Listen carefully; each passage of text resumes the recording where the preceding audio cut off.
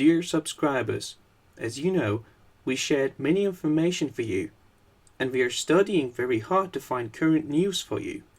However, I cannot use this channel for future.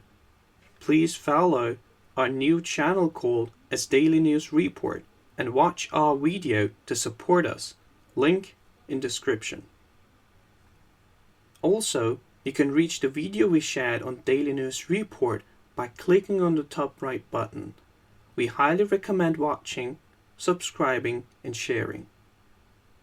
We will continue to share some news on this channel, but we take precautions against some situations for future. Thank you for supporting us. So I first asked Gerald where the next future military threat for America is today. Here's what he had to say. You never know where it's going to come from, and it doesn't have to be nuclear. In 2000, I was asked to be a keynote speaker at VMI, Virginia Military Institute. And they brought me down to speak about new millennium warfare. Because there's this saying that generals are always fighting the last war. So I was there to tell them what the new war would look like and how it would be fought. It doesn't have to be nuclear. It could be dirty bombs. It could be weapons of mass destruction. It could be biological warfare. And now, of course, it can be something that brings down a nation in many different ways, whether economically, biologically, and it could be nuclear. You don't know how it's going to happen, but science has progressed to the point where it now mirrors the forecast made by Albert Einstein, someone who knew a thing or two about more than one thing. And that is, I don't know how the Third World War will be fought, but the fourth will be fought with sticks and stones. And neither the world leaders nor the generals in charge understand the potential threat of what's out there and how much it can destroy. Gerald, where do you think the U.S.-Russian political and economic relationship is headed? Well, it's clear where it's headed, and that is toward more destruction, economically and geopolitically. We just heard from the German Chancellor Angela Merkel just a few days ago to increase the sanctions against Russia. Sanctions are an act of war. You go back to World War II, you know, people think it began with the bombing of Pearl Harbor. There were sanctions in place also back then against Japan, which Americans rarely talk about, because actually Japan is doing a replay of what they were doing back then. And that was they were grabbing more trade, and they also had a devalued currency. And we just saw Japan devalue their currency with their Abenomics, where now it's gone up over 50% against the Chinese yuan. It's gone up against the Korean currency 40%. It's down to 7-year lows against the United States. So what did the United States do back then? Sanctions. Japan couldn't get oil. They couldn't get rubber. They couldn't get what they needed. And again, there's two sides to this story. I'm just briefing through it to bring it back to the present. Because sanctions are an act of war. And it's madness when you see what's going on in Europe. Here, the Financial Times, right in front of me. How's this for a headline? ECB pressed to act after Brussels slashes 2015 economic forecast. Front page story, brilliant. Oh, the economy's going down? I got an idea. I'll really be stupid. I'll play a president, a prime minister, a chancellor.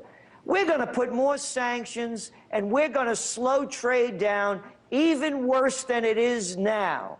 We're really going to do something that's going to make a lot of people suffer and push them into more difficult positions. Here's the story.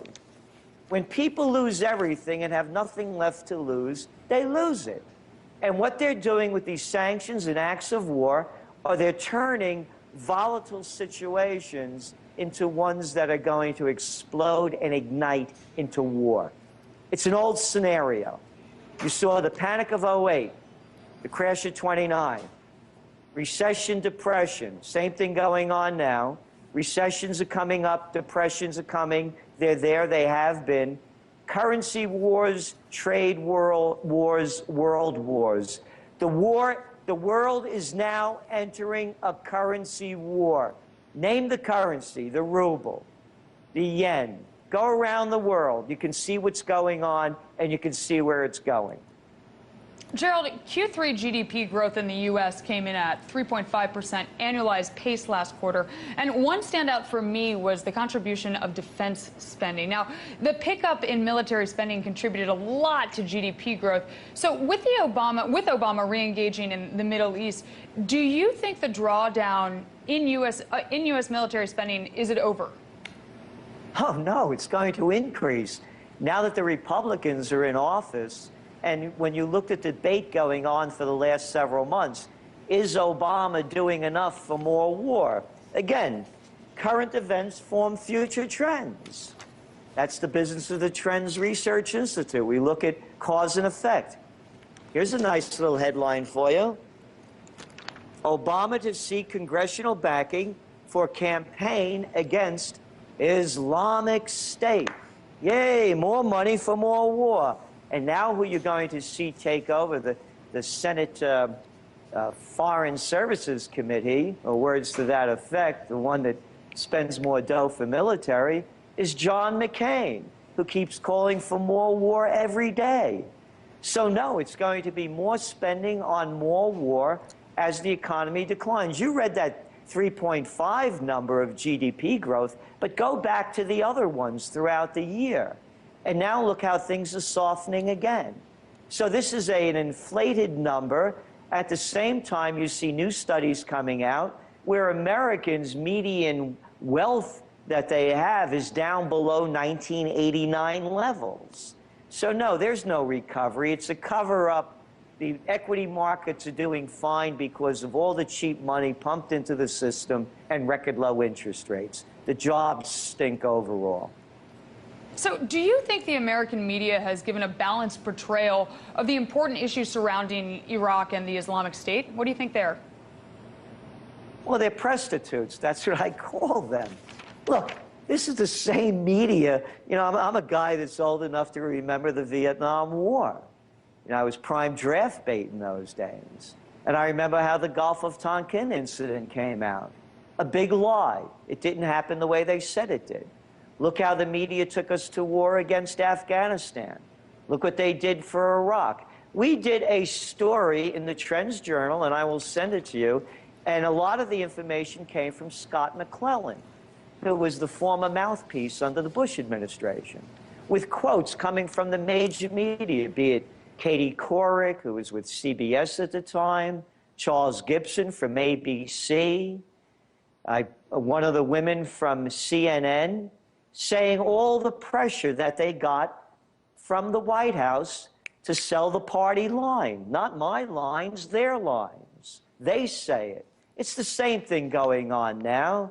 Turn on the TV. You see the same tired faces repeating the same lines. Why, as a matter of fact, during this election season, I turned on CNN, which is now officially the